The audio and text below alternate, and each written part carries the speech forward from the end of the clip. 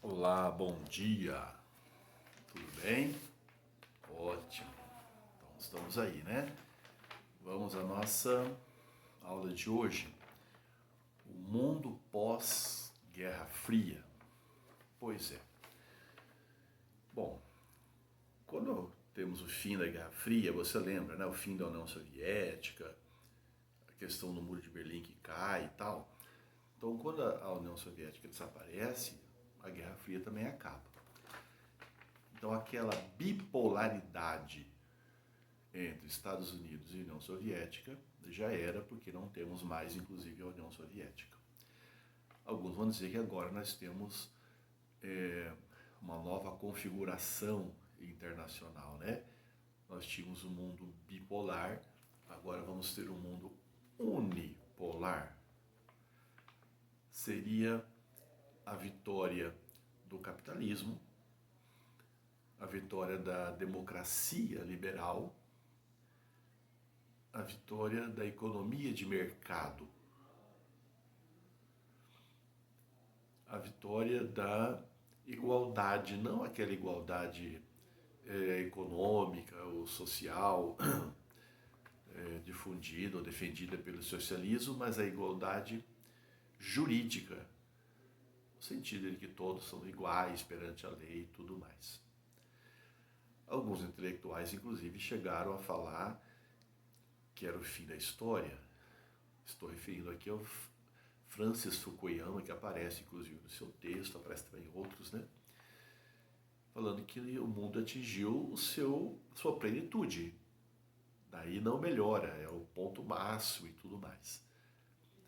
É claro que isso foi fruto do que aconteceu naquele momento, mas mesmo assim, naquele momento, essa teoria do fim da história foi altamente combatida. Hoje ainda é, mas hoje nem precisa, porque de fato não representou o fim da história. Muitas águas rolaram depois de lá até aqui e daqui para frente. Mas que de fato, nesse momento, nós temos uma vitória do capitalismo, do liberalismo, da economia de mercado. Isso de fato acabou acontecendo. E os países lá socialistas, a União Soviética vai se fragmentar, né? Forma lá a comunidade dos estados independentes e tudo mais. Bom, vamos então aqui por partes.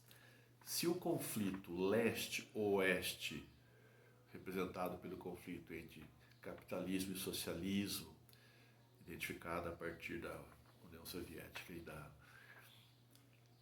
dos Estados Unidos, acabou, nós temos agora o conflito norte-sul. Esse conflito norte-sul é o conflito entre os países ricos e os países pobres. É claro que sempre tivemos conflito entre ricos e pobres. Aqui nesse caso eles estavam meio que ocultos, né? Por conta da questão ideológica. Mas tivemos, e passamos a ter agora de maneira mais clara, mais visível, esse conflito entre países esse norte e sul, ricos e pobres. Levando em conta que dentro de cada país já temos também esse conflito. Então, naqueles países ricos ou muito ricos, também se identificou muita pobreza. E naqueles países pobres, uma elite de super ricos que viviam e ainda vivem, né, em situações semelhantes à elite dos países ricos. Então essa contradição ficou cada vez mais clara neste momento aqui. Então nós vamos ter aí o aumento dos conflitos internos, boa parte deles por conta do aflorar, né, de um nacionalismo, um nacionalismo radical, vamos dizer assim, disputas étnicas, extremismo religioso, tráfico de drogas, crime organizado, terrorismo. Então o mundo estará ainda envolto em vários conflitos, alguns bastante sangrentos, né? A violência permeando aí praticamente todos eles. e vai mostrar aqui o que se chama de um neoconservadorismo. Então, sentimentos, atos, né, bandeiras que se acreditavam tinham desaparecido, estavam só escondidas. Elas afloram agora e é esse crescimento desses conservadores que marca também esse período. Então, normalmente chamamos de neoconservadorismo, os novos conservadores aí. Alguns exemplos disso você vai encontrar com a entrada de imigrantes ou expressiva entrada de refugiados na Europa.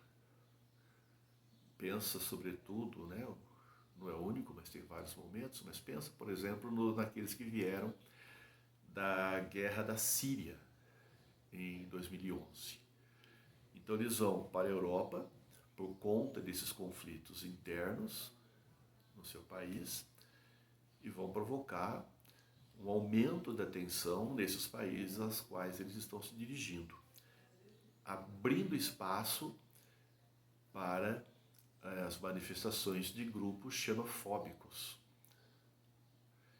Esses grupos vão defender o fechamento das fronteiras, vão defender e praticar a intolerância, inclusive de maneira agressiva, o racismo e etc. Tá? Essa ação, né, neoconservadora, esse movimento neoconservador, também vai atingir a América, sobretudo aqui os Estados Unidos, de maneira especial ou mais clara quando o Donald Trump assume a presidência dos Estados Unidos.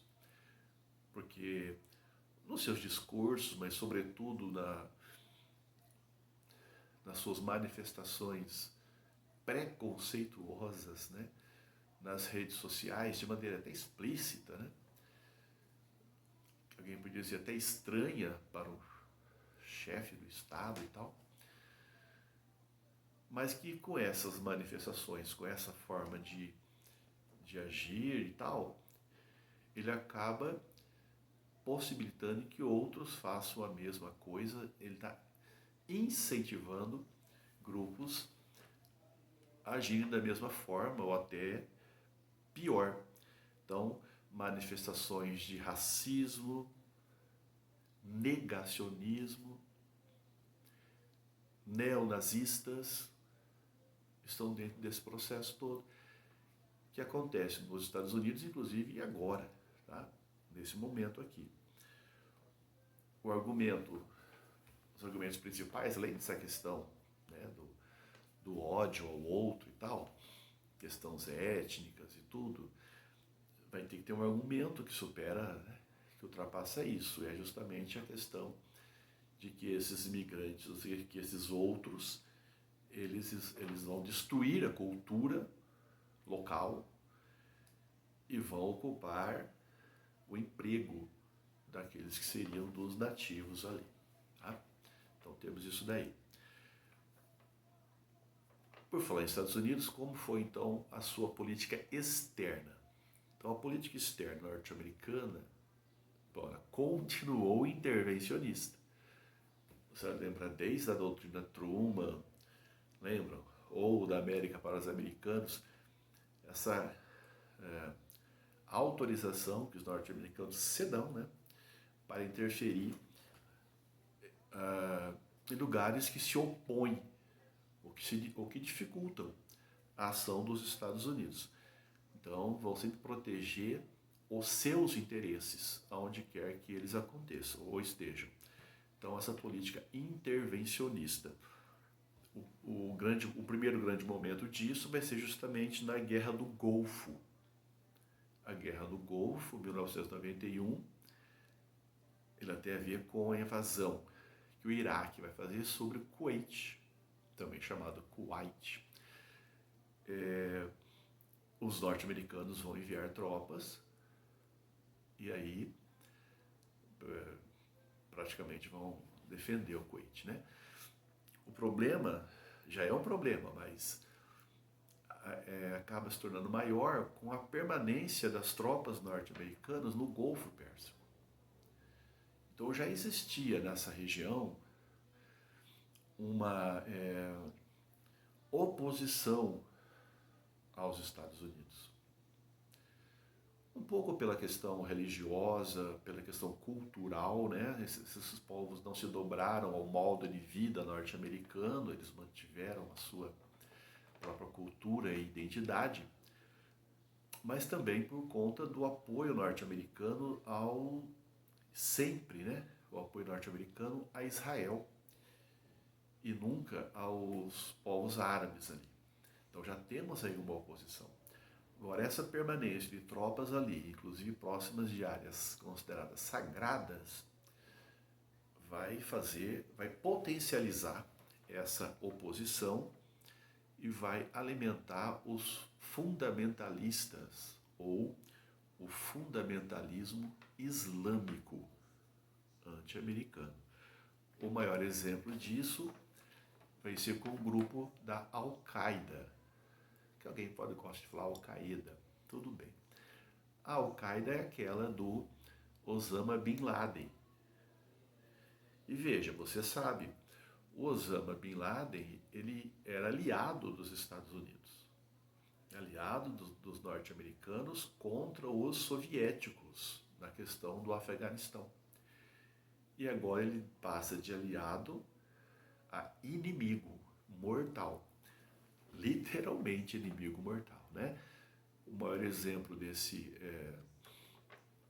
episódio aqui vai ser justamente o ataque de 11 de setembro de 2001 ao World Trade Center e ao Pentágono, nas Torres Gêmeas.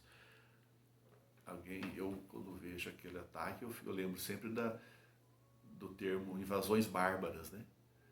Que nós estudamos lá na queda do Império Romano. Tudo bem, foi um ataque terrorista motivado pela ação norte-americana lá no Oriente. Mais de 3.000 mortos, foi um marco. Depois voltamos a falar do terrorismo. A partir daí, os norte-americanos, que estão nesse momento governados pelo George W. Bush, vai criam a doutrina Bush. E quem diria, né, que o Bush ia chamar doutrina. Não me pareceu um presidente tão assim, mas de qualquer forma ele vai fazer a tal da doutrina Truman. Doutrina Truman não, Truman é da Guerra Fria. Doutrina Bush, que é aquela guerra preventiva. Então, se eu estou achando que ele vai me atacar, ataco antes. A guerra preventiva contra os inimigos ou contra aquelas ditaduras anti-americanas. Ele vai chamar essas ditaduras anti-americanas de aqueles países do eixo do mal. Por que é bom lembrar ditaduras anti-americanas? Porque até então os norte-americanos apoiaram outras ditaduras. Mas se elas eram favoráveis aos Estados Unidos, tudo bem. Então o problema não era ser ditadura ou não. O problema é de que lado que eles estavam a partir daí, tá? O grande momento desse luta contra o chamado mal vai se dar em 2003, na guerra do Iraque, né? Os Estados Unidos vão derrubar o Saddam Hussein, que era de fato um ditador absurdo, não tem como defender, né, o Saddam Hussein. Mas o motivo alegado para atacar vai ser um motivo mentiroso. Os norte-americanos vão dizer que o Saddam Hussein está fabricando armas de destruição de massa, proibidas, e vão atacar. Não convencem a ONU vai ser contra esse ataque. Parece que a Espanha acha que, né, fica do lado norte-americano, a Inglaterra sempre ficou, mas a ONU vai ficar contra o ataque, os norte-americanos vão praticamente sozinhos lá. Então eles desrespeitam a ONU, atacam o Saddam Hussein, o Iraque, o Saddam será morto, vai permanecer um tempo ali as tropas, e não se descobre. Então, nem antes do ataque eles tinham provas convincentes das armas, por isso que a ONU não apoiou. Como depois dos ataques, estando lá, essas armas não foram encontradas. Então foi uma grande falácia, uma grande mentira. As más línguas vão dizer que os norte-americanos estavam interessados mesmo em petróleo que tem por ali. Mas você acha que os norte-americanos iam fazer isso por causa de petróleo? Não, eu acho que sim. Não só, mas sim também. E algo pior, quer dizer, tirando ali a liderança tenebrosa, talvez, né, do Saddam Hussein, entrou outra pior, né? O Estado Islâmico ganhou espaço em todo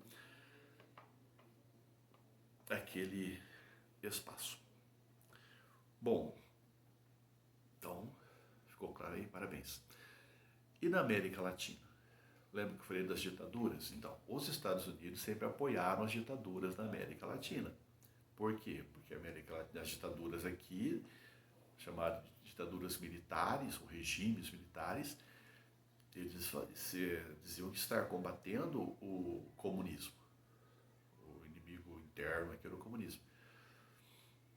Mas agora, sem a Guerra Fria, como é que eu justifico? Né? E praticamente os comunistas aí desapareceram, será? De qualquer forma, os norte-americanos não vão apoiar mais essas ditaduras, o que vai ajudar no processo de redemocratização. Então, sem esse apoio externo e diante de várias crises, inclusive econômicas, né, que as ditaduras passaram, os movimentos aí de redemocratização cresceram e se tornaram vitoriosos. E possibilitaram, primeiro, falando de modo geral, né, cada lugar foi de um jeito, mas primeiro governos neoliberais. Você vai lembrar sobretudo do caso do Brasil, o governo Collor, o governo FHC, lembra? Estado mínimo, abertura para o mercado externo, privatizações, pois é, governos neoliberais. Mas a permanência das questões sociais para serem resolvidas, a pobreza, a fome, na verdade miséria e tantas outras questões a partir dessa, né? Saúde, educação, moradia e tal, fez com que esses governos foram sendo substituídos por governos de esquerda na América Latina. É o que eles vão chamar de a nova esquerda.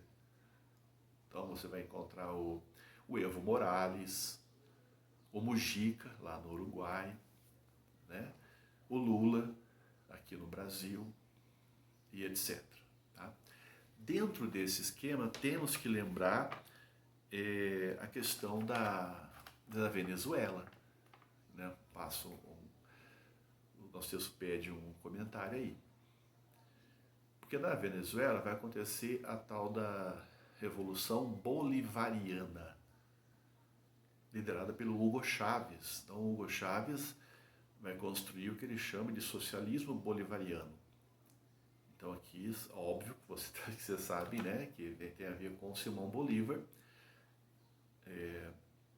líder aí da independência tal, da Venezuela, e que falava da união dos americanos, dos povos da América.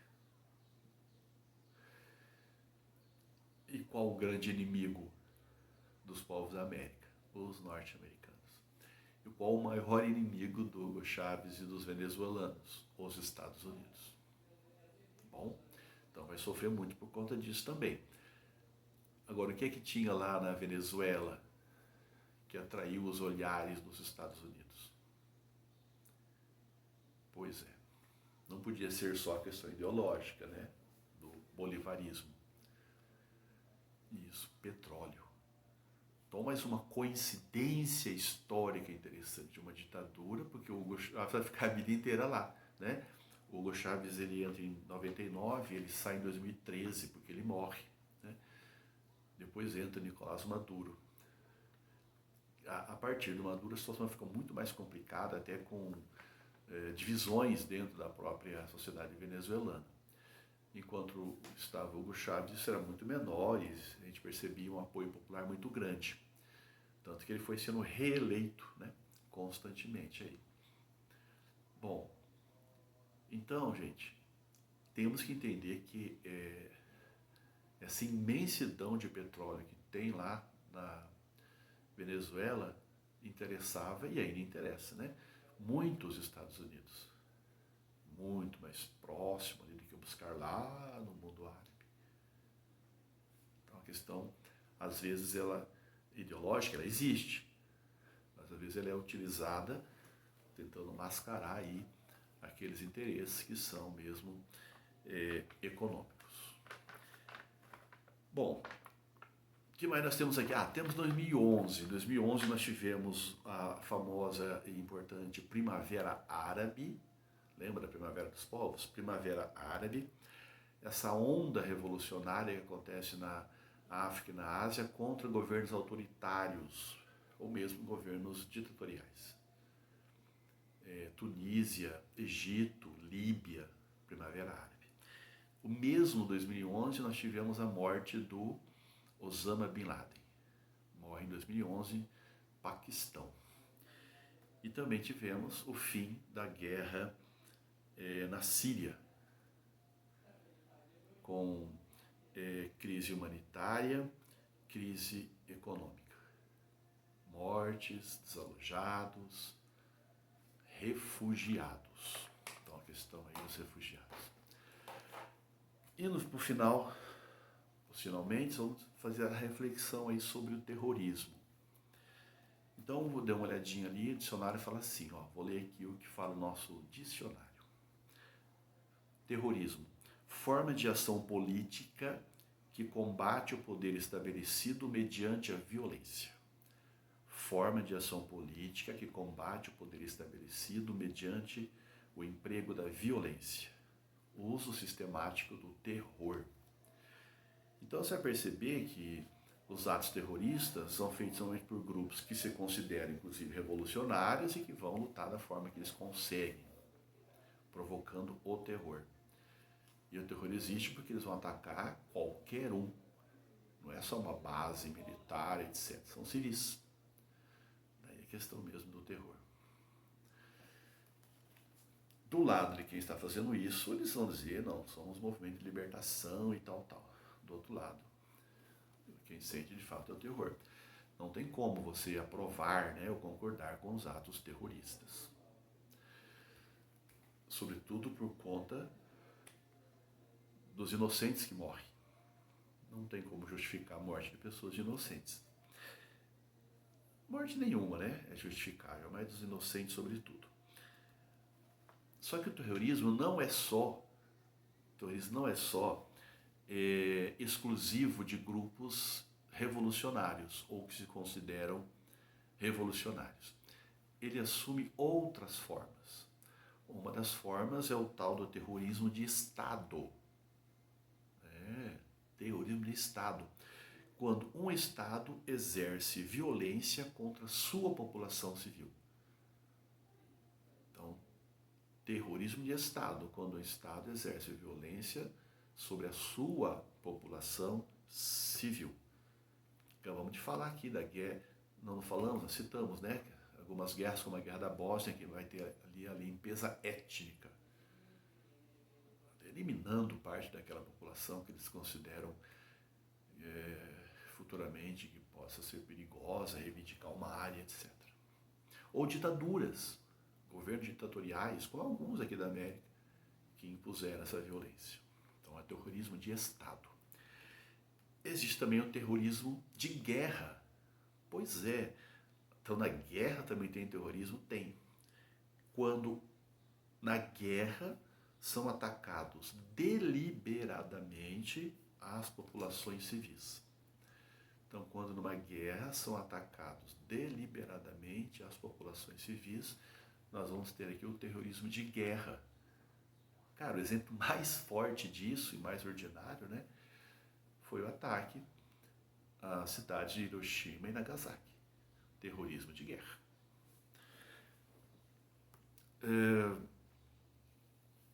E do outro lado, né? Quer dizer, o que aconteceu lá com a Rússia, parte da Europa. A Europa vai aumentar, né, o seu contingente da comunidade europeia, com várias fragmentação da União Soviética, muitos vão lá para a comunidade europeia. Mas o que nós temos então ali? Fim da União Soviética, criação da Comunidade de Estados Independentes, CEI. Muitos desses novos estados vão se aproximar do Ocidente. A Rússia vai ser a herdeira de todo o arsenal nuclear, além de grande exportadora de petróleo, o que faz com que ela continue sendo, naquela época e hoje, considerada ainda uma potência. Então não é aquela superpotência, mas é uma grande potência, tanto que ela manteve um assento lá no Conselho de Segurança da ONU. Ela está lá.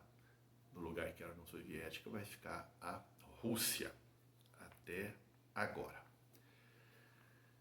Se você perceber no seu caderno de exercício, tem vários sobre a Iugoslávia. Então merece um comentário também aqui a questão da Iugoslávia. Durante a Guerra Fria, a Iugoslávia permaneceu socialista, mas não alinhada, então não dependente da União Soviética ou da Rússia, que seja. Né? Durante a Guerra Fria, a União Soviética, ela teve uma certa autonomia, principalmente que cabe a liderança do general ou marechal Tito, tá? Que vai ser considerado herói nacional e tal, líder na luta contra o nazismo. Então ele manteve essa união, vamos dizer assim, do povo da Iugoslávia também por causa disso. Por outro lado, vale lembrar que a Iugoslávia ela era formada por diferentes povos, né? Ela tinha uma heterogeneidade. Croatas, sérvios, eslovênios, bósnios, entre outros. Sendo que desses vários, os sérvios eram os que tinham mais poder, inclusive o poder militar. Quando, nos anos 90, o Tito morre em 80, nos anos 90 o mundo soviético entra em crise, vai ser o momento dessas repúblicas da Iugoslávia falar, agora é a nossa vez, vamos também nos tornar independentes aqui. Mas a Sérvia não vai deixar. A Sérvia quer manter, muito provavelmente porque se tornavam mais fortes, né? E teremos aí conflitos onde aflora, né, o nacionalismo mais radical, aliado aí ao colapso do socialismo, abala, né, aquela unidade política, questões étnicas, culturais, religiosas, tudo envolvido aí nessa fragmentação. O maior destaque, o maior símbolo disso tudo foi a tal da Guerra da Bósnia,